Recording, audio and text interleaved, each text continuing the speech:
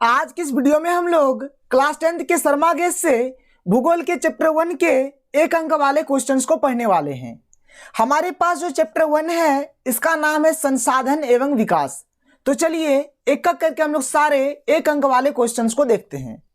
हमारे पास जो पहला क्वेश्चन है, निम्नलिखित में से कौन सा प्राकृतिक संसाधन नहीं है। देखिए क्वेश्चन पूछा जा रहा है, बोला जा रहा है कि प्राकृतिक संसाधन नहीं है। तो प्राकृतिक संसाधन किसको बोलते हैं?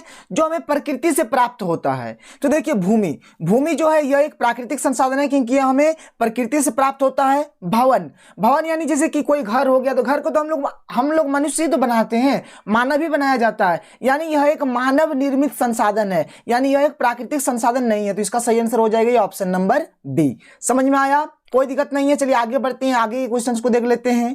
निम्न में से कौन सा एक संसाधन नवीकरणीय संसाधन है? नवीकरणीय संसाधन किसको बोलते हैं? कि मतलब ऐसा संसाधन मतलब जिसका हम लोग यूज करेंगे और उसको एक निश्चित समय अंतराल के बाद अगर दोबारा प्राप्त कर सकते हैं, उसे हम लोग नवीकरणीय संसाधन कहते हैं। तो बताइए इसका सही आंसर क्या होगा? खनिज तेल होगा, कोयला होगा, गैस होगा या फिर ज्वारीय ऊर्जा। तो जो ज्वारीय ऊर्जा होगा यह क्या है? एक नवीकरणीय योग्य संसाधन है।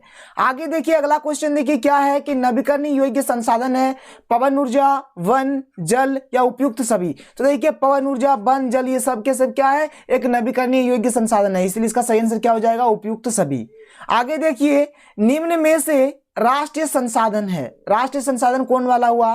शमशान, चारण भूमि, बाग या फिर जल संसाधन। तो जो जल संसाधन है यह क्या है? एक राष्ट्रीय संसाधन है। आगे देखिए अगला क्वेश्चन क्या है कि लौह अयस्क किस प्रकार का संसाधन है? नवीकरणीय योग्य है, प्रवाह है या फिर जैव संसाधन है या फिर अनवीकरणीय योग्य है। तो ये जो लौह अयस्क होता है यह एक अनवीकरणीय संसाधन है और यह एक इंपॉर्टेंट क्वेश्चन है, इसलिए आप इसको एकदम कर लीजिएगा। यह एक इंपॉर्टेंट क्वेश्चन है, ये पूछा जा सकता है आपके एग्जाम में।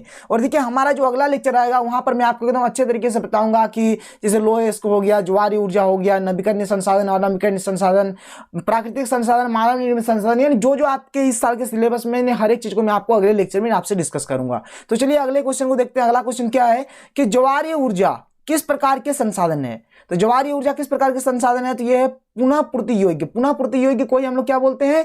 नवीकरणीय संसाधन बोलते हैं। जैसे अभी मैंने यहां पर बताया ना आपको कि ज्वारीय ऊर्जा होता है, यह क्या होता है? कि नवीकरणीय संसाधन होते हैं। और पुनः पूर्ति मतलब भी वही हुआ कि मतलब जिसका हम लोग एक बार यूज करेंगे और कुछ निश्चित समय अंतराल के बाद जिसे हम लोग दोबारा प्राप्त कर सकते हैं, उसे ही हम लोग पुनः पूर्ति योग्य बोलेंगे या फिर नवीकरणीय योग्य संसाधन बोलेंगे। तो ज्वारीय ऊर्जा क्या है? एक नवीकरणीय पूर्ति योग्य संसाधन है या फिर आप बोल सकते हैं कि नवीकरणीय संसाधन है। क्लियर है? समझ में आया? चलिए आगे बात करते हैं, आगे के क्वेश्चंस को देख लीजिए। अगला क्वेश्चन देखिए, सड़कें और नहरें किस प्रकार के संसाधन है? व्यक्तिगत संसाधन, विकसित संसाधन, राष्ट्रीय संसाधन, सामुदायिक स्वामित्व संसाधन। तो यह एक राष्ट्रीय संसाधन है। ठीक है, मैं आपको अगले लेक्चर में सब कुछ बताऊंगा कि व्यक्तिगत संसाधन क्या होता है, विकसित संसाधन, राष्ट्रीय संसाधन, सामुदायिक संसाधन, कोई दिक्कत नहीं है। चलिए आगे देखिए अगला क्वेश्चन हमारे क्या है कि ये शब्द किसने कहे? हमारे पास हर व्यक्ति की आवश्यकता पूर्ति के लिए बहुत कुछ है, परंतु किसी के लालच की संतुष्टि के लिए।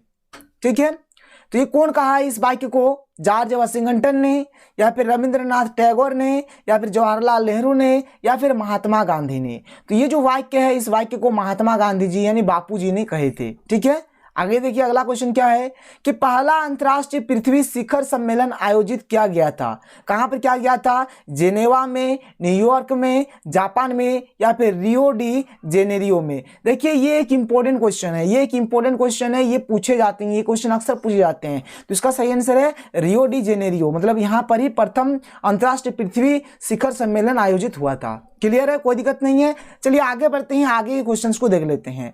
अगला क्वेश्चन देखिए सर क्या है कि पूर्वी तट के नदी डेल्टाओं पर किस प्रकार की मिट्टी पाई जाती है? काली मिट्टी पाई जाती है, जलोढ़ मिट्टी, लेटराइट मिट्टी या फिर लाल मिट्टी। तो जो पूर्वी तट का जो नदी डेल्टा होता है वहां पर जलोढ़ मिट्टी पाई जाती है। ठीक है, जलोढ़ मिट्टी दो टाइप का होता है, एक होता है पुराना जलोढ़, नया जलोढ़। ठीक है, उसको हम लोग आगे पढ़ेंगे, जिसे हम लोग बांगर खादर कहते हैं। अच्छे तरीके से सीखेंगे हम लोग अगले लेक्चर में। चलिए अगला क्वेश्चन देखिए। अगला क्वेश्चन क्या है कि कौन सी मृदा भारत के सबसे विस्तृत क्षेत्रों में पाई जाती है? लेटराइट मिट्टी, लेटराइट मृदा, काली मृदा, जलोढ़ मृदा या फिर लाल और पीली मृदा। देखिए बच्चों भारत के अधिकतर क्षेत्रों में जलोढ़ मृदा ही पाई जाती है, तो इसका सही आंसर क्या हो जाएगा? जलोढ़ मृदा। उत्तरी भारत के सबसे आम मिट्टी कौन सी है, मतलब उत्तरी भारत का यहाँ पर बात हो रहा है, ठीक है।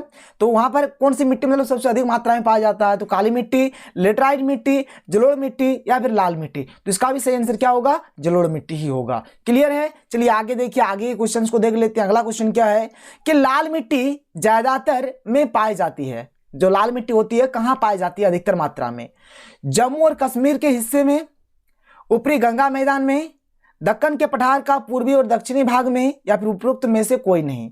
तो इसका जो सही आंसर होगा दक्कन के पठार का पूर्वी और दक्षिणी भाग, इस जगह पर लाल मिट्टी अधिक मात्रा में पाई जाती है। अगला क्वेश्चन देखिए कि लाल मिट्टी का रंग लाल होने के कारण, देखिए अब क्वेश्चन पूछा जा रहा है कि लाल मिट्टी जो है उसका रंग लाल होता है, तो क्यों होता है इसको आपको बताना है। तो देखिए इसका ऑप्शन है कि उच्च मिट्टी की सामग्री, सबसॉइल में कांकर नोड्स की उपस्थिति, आग्नेय और कांतारी चट्टानों में लोहे का प्रसार, या फिर उच्च नमी की मात्रा। तो ये जो ऑप्शन नंबर सी है, यानी आग्नेय और कांतरित चट्टानों में लोहे का प्रसार, मतलब इसमें लोहे की मात्रा अधिक पाई जाती है, इसी कारण इस मिट्टी का रंग क्या होता है, लाल होता है। ठीक है, कोई दिक्कत नहीं है। चलिए आगे बढ़ते हैं। अगला क्वेश्चन देखते हैं क्या है कि पंजाब में भूमि निम्नीकरण का निम्नलिखित में से मुख्य कारण क्या है। देखिए पंजाब में भूमि निम्नीकरण हुआ है, ठीक है, तो उसका मेन रीजन क्या है, क्यों वहां पर भूमि निम्नीकरण हुआ है। तो गहन खेती के कारण, अधिक सिंचाई के कारण, वनोन्मूलन के कारण, या फिर अति पशुचारण के कारण। तो बच्चों वहां पर अधिक सिंचाई, ठीक है, इसका सही आंसर क्या होगा, अधिक सिंचाई होगा। यहां पर ये गलत लिखा है, गलत लिखा है ये, ठीक है, ये नहीं होगा। यहां पर उत्तर क्या होगा, बी होगा, इसको आप सुधार लीजिएगा। इसका उत्तर क्या होगा, बी, मतलब अत्यधिक सिंचाई के चलते वहां पर क्या हुआ है, भूमि निम्नीकरण हुआ है। इस बात को आप याद रखिएगा, इसको आप सुधार लीजिएगा। यहां पर आंसर गलत दिया हुआ है, कोई दिक्कत नहीं है, आपको समझ में आ रहा है। अब देखिए अब हमारा जो अगला लेक्चर आएगा, मतलब संसाधन एवं विकास का जो अगला लेक्चर आएगा, वहां पर हम लोग इस चैप्टर के ऑल क्वेश्चंस, यानी कि सभी क्वेश्चंस को देखेंगे, जितने भी लॉन्ग क्वेश्चंस होंगे, शॉर्ट क्वेश्चंस होंगे, मतलब हर एक चीज को देखेंगे। इससे आज की इस वीडियो में मैंने आपको एक नंबर वाले क्वेश्चंस को बता दिया। अब हमारा जो अगला लेक्चर आएगा वहां पर मैं आपको जितना भी टाइप का क्वेश्चंस बनेगा, सारे टाइप के क्वेश्चंस को बताऊंगा। तो अगर वीडियो पसंद आया तो वीडियो को लाइक कर दें, और अगर आपने अभी तक हमारे चैनल को सब्सक्राइब नहीं किया है तो सब्सक्राइब करके बेल के आइकन को प्रेस कर लें, ताकि आपको हर वीडियो की नोटिफिकेशन सबसे पहले प्राप्त हो सके। तो मिलते हैं अगले वीडियो में। Thank you.